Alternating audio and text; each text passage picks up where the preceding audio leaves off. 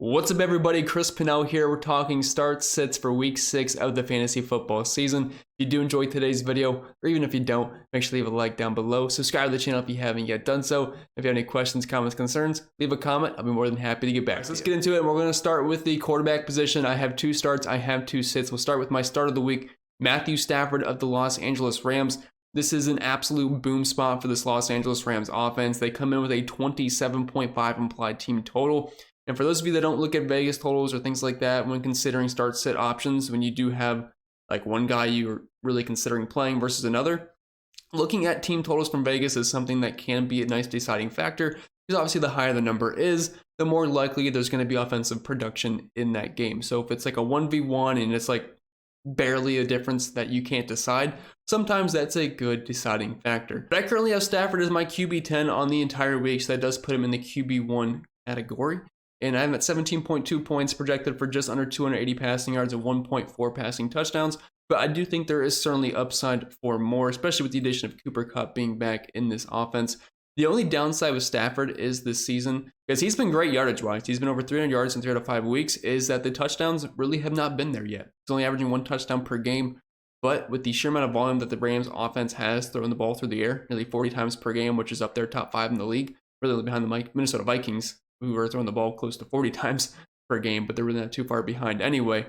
But you got to love Stafford. I mean, we just saw this Arizona Cardinals defense get absolutely shredded by hobbled Joe Burrow and Jamar Chase, where they just went nuclear.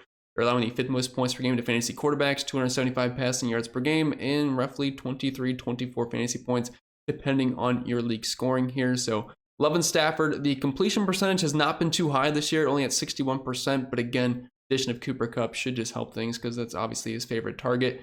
And Stafford's averaging just under 300 yards passing per game this year. So loving him this week. We're in a dome, so don't worry about any weather. Very beatable defense. So if you were someone like me that has Deshaun Watson in my league, or say you had Anthony Richardson and you're looking for a replacement, he's available in 40% of leagues right now, just under 40%, right around 36, 35 over on Sleeper. So if he's available, go get him, start him this week. If you can trade for him for cheap, which is what I'm trying to do because I have Deshaun Watson and I don't think he's going to play. Even if he doesn't play, I'm not excited about that game with the weather and the 49ers defense.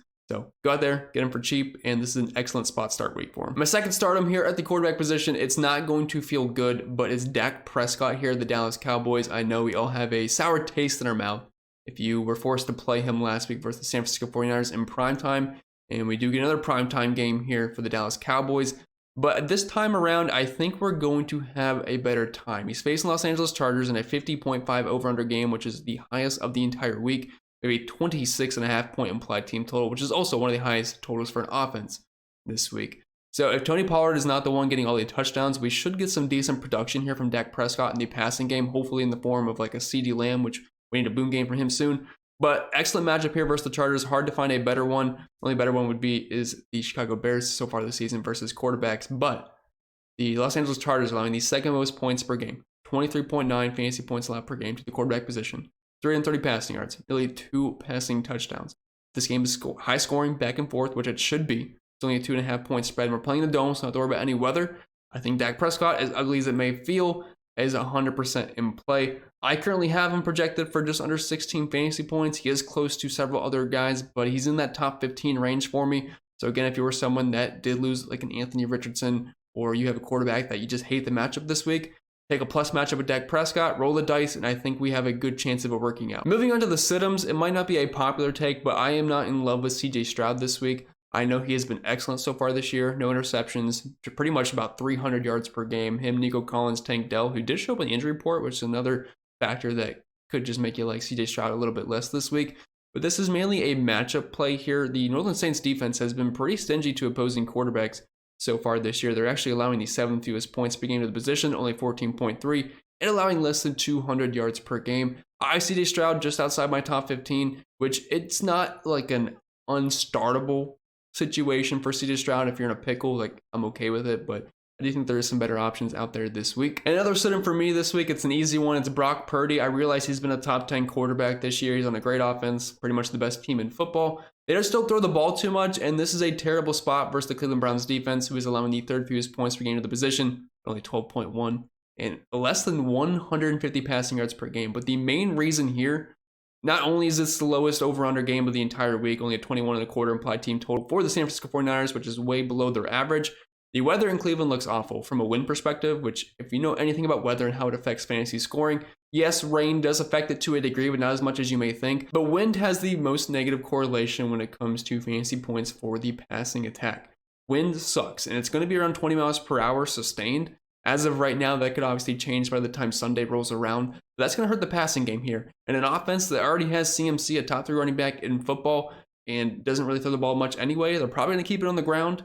And the Browns defense is tough. So not loving Brock Purdy here, because I know a lot of people are probably looking at his ranking overall this year and how he's done so far this season, which I totally get. But this is not a great spot for him. And moving on to running backs, there's 2 absolute smash plays this week that we just need to mention really quick. So if you have Kyren Williams, you're 100% starting him. And if you have Isaiah Pacheco, 100% starting him. Do not get cute. But let's move on to the actual starts here, ones that you might actually have some question marks about.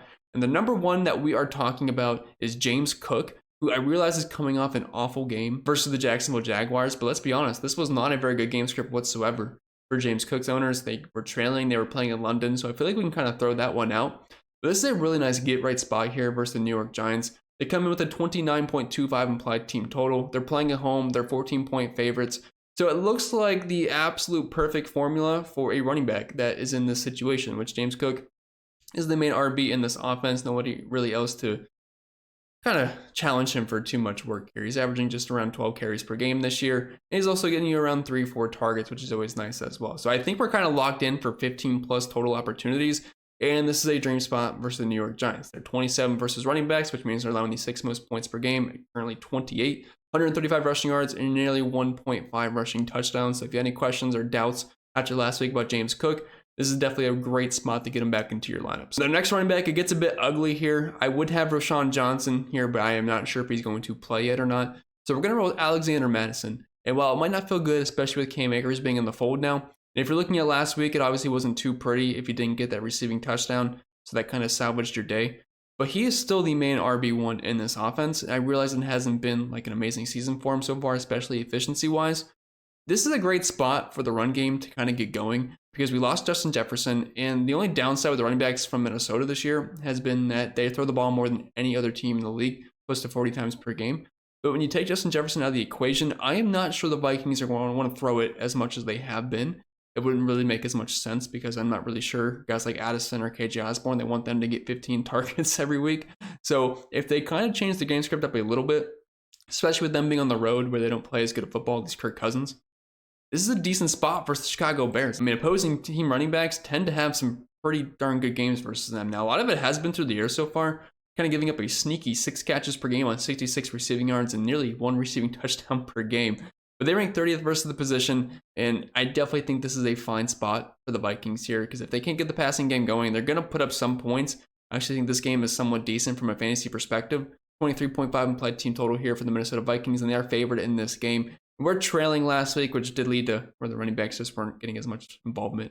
Madison had less than 10 carries in this game, but I'm expecting double-digit touches on this one. So if you have Madison, you don't have any great options, I think he's fine to play as either a flex or an RB2. Moving on to the sits, we're going to go with Brian Robinson, who's someone I typically like because of the volume that he gets, but he's drawing the absolute worst matchup so far this season versus the Atlanta Falcons. Back in the day, this used to always be the team that we picked on quite a bit offensively just because their defense has been so bad. But so far this year, I mean, through the air specifically, they've been elite versus running backs. But on the ground either, they have not allowed 1 rushing touchdown. They're allowing the fewest points per game at only 12.4. So for Robinson, a guy that typically isn't too involved in the passing game, I know we can get a couple catches here and there. But I'm just not loving the spot here overall. And honestly, this game could be a bit ugly. It's got a pretty low over-under at 42. Less than a 20-point implied team total here for the Washington Commanders. So while he'll probably get you those 14, 15 carries for around 60 yards, it really all comes down if he's going to get into the end zone or not, which is not something that's been happening versus the Atlanta Falcons, which I know is a completely fluky stat because touchdowns are very hard to project. But overall, I still don't love Robinson in this matchup because the Falcons defense has been pretty good. The next guy I'm not looking to start this week is Jerome Ford here of the Cleveland Browns. There's multiple concerns that I have. Now, the weather for this game would bode well for the rushing attack. The problem is I am not sure if Deshaun Watson is going to start or not. And even if he does play, his shoulder is still bothering him. So if they try to run the ball even more, 49ers are going to be able to recognize that, and they've been pretty stout versus the run so far this year. They're only allowing 43.4 rushing yards per game, which is the lowest of any team. 9th fewest points per game at 17.1 points per game. and hasn't really given up too much, pretty much at all, to running backs. They have allowed some catches out of the backfield, which we know Jerome Ford is capable as a pass catcher, which is something that might make him do. So if you are in a PPR scoring format, he might be a little bit more viable there. But this is a pretty bad draw for the Cleveland Browns offense in general. They have the lowest implied team total of the entire week, only in front of the New York Giants. So second lowest, 16.25 here for the Cleveland Browns, 37.5 over under, which is the lowest of the entire week. So Jerome Ford and the Browns offense, I am pretty much out on this week. And our starts of the week at the wide receiver position, number one, I think has to be Jordan Addison this week. I feel like we should be able to start him with full confidence. I know I just said Alexander Mattison because they might not throw the ball as much, but they're still going to throw the ball quite a bit. I would expect over 30 passing attempts.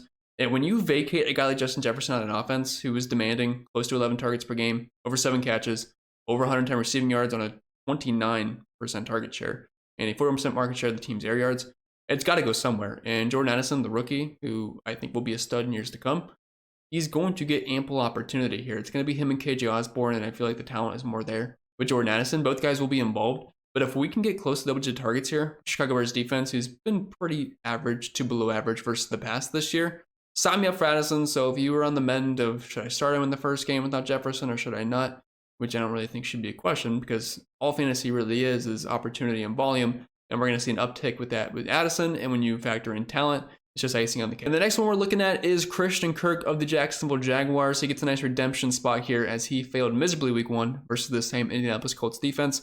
But as we have seen time and time again, opposing wide receivers eat versus this team. And while I definitely think this is a great Calvin Ridley spot, you are starting Calvin Ridley no matter what. But if you're on the fence on Christian Kirk, I think he's going to be in line for another very consistent game here, which we've seen all season long. So besides week 1, where he had 1.9 fantasy point, 3 targets, 1 catch for 9 yards. Obviously, extremely disappointing. Other than that, 14 targets, 6, 12, 8, talking 21, 15, 16, 14 fantasy points, depending on what kind of format you are in. If we are going to get 6+ targets here versus an Indianapolis Colts pass defense, which is bottom 10 in the league versus opposing wide receivers, and just awful overall, like they offer pretty much no resistance whatsoever, you gotta like Christian Kirk here, so I think he's an excellent flex option this week. Moving on to our sits of the week, it might be some names that you're probably not comfortable sitting, and if you don't have any other better options or you're in a deep league, you're still starting them. But if we're in a 10, 12 team league and you have an abundance of option at these positions, I would try to find someone else to go with. So number one, it's going to be Amari Cooper for me. And right now, we do not know the quarterback situation for the Cleveland Browns. And I honestly kind of hate this game in general. I think it's going to be really ugly and low scoring, which is what Vegas is indicating. So for me, Amari Cooper, we know he's one of the better wide receivers in football. The talent is certainly there, and he is available to have boom weeks any single week. But I don't think this is going to be one of those, especially if we do not have Deshaun Watson. I know Watson hasn't played the best football ever, but he is certainly an upgrade over the likes of DTR or PJ Walker, who it sounds like might end up starting for the Cleveland Browns. Terrible spot versus the San Francisco 49ers. Their defense is great, and I do not really trust anybody throwing in the football this week, especially if it's one of the backups, even if Watson has the bump shoulder, so that's not going to be too enticing either. And then on the flip side of this game, I don't like either the 49ers wide receivers, although if I had to pick one, it's probably going to end up being Deebo Samuel. Brandon Ayuk is in a very similar category here, but this Browns defense has been tough, and I don't love Purdy, and I didn't like any of the Browns offense, so it kind of makes sense that I'm not going to like the pass catchers either. So for me, I think this is going to be a week where CMC just gets a ton of volume. There's going to be some production through the air, but if you're looking for a boom week, or just an explosion from Ayuk, Amari Cooper, or Deebo Samuel in this game, I really don't think you're going to get it. And moving on to the tight ends, it's hard to find some decent ones outside of like the big 3 or 4, whatever group you want to roll with. But I found a couple that I think are fine. So number one, Logan Thomas. I like him a lot this week, coming off a great game on Thursday Night Football versus the Chicago Bears. And while you can't exactly expect similar production from what we saw on the year, he still looks pretty good. 45 yards per game, 4.5 catches on 6 targets, half a receiving touchdown, 16.5% target share, and also a 16.5% market share of the team's air yards. So it's some valuable numbers there. And pretty good matchup versus Atlanta. Now, I kind of hate talking matchups when it comes to the tight end position because they can be so finicky, and it depends on what team was playing another one. So if it's this early in the season and you only faced guys like Travis Kelce, George Kittle, not saying that's the situation here for the Falcons, but just in general, your numbers are going to be heavily skewed because those guys are probably going to get the job done no matter what, and the rest of the tight ends suck anyway. So just something to keep in mind. But so far, the Falcons are allowing the second most points in the tight end position, so matchup-wise, it does look pretty good. And Cole Kmet, you're probably already starting him, but if you're not, I'll give you some extra confidence for it. He actually has some very similar numbers to Logan Thomas through 5 weeks. 46 receiving yards, 4.6 catches, 5.8 targets. We're just talking decimals off Logan Thomas's numbers, 0.6 receiving touchdowns. I believe he got into that zone twice last week for Chicago. Might have been once. Either way. On the season, a 21% target share, 44% weighted opportunity share, and a near 20% market share of the team's air yards. Now, they don't really throw the ball that much, so those numbers look a little bit better than the way they could be. Like, it's not the same. Like, a 21% target share on the Chicago Bears offense is not the same as having a 21% target share on the Kansas City Chiefs offense. So, it's a little bit of a difference there, but still, he's going to be heavily involved there. And outside of DJ Moore, he's basically Justin Fields' wide receiver 2 out there. And tight ends to sit, I would hate to really give you a long list here of tight ends to sit because we know the position just sucks outside of several guys. So I'll give you one here. It's David Njoku because I know he's someone that people probably look to start in most weeks. But I'm just not a big fan of the passing attack or really any Cleveland Brown this week. Like, they're my favorite team. I got a Cleveland shirt on right now, but it's just an awful spot here with potential win and just a matchup versus the 49ers. And I don't know what's going to happen at the quarterback position. But no matter what happens, I don't think it's going to be great because we have a bum shoulder. We have DTR, who might be the worst quarterback I've ever seen play football, at least in a spot start. And then we have PJ Walker, who we know who PJ Walker is. With that being said, guys, that's all I got for today's video. If you did enjoy, make sure you leave a like down below and subscribe to the channel on your way out. If you have any specific 1v1 questions on who you should start, who you should sit, leave them down below. I'm more than happy to give you my opinion on it. But I wish you all the best of luck, and I'll see you all next time.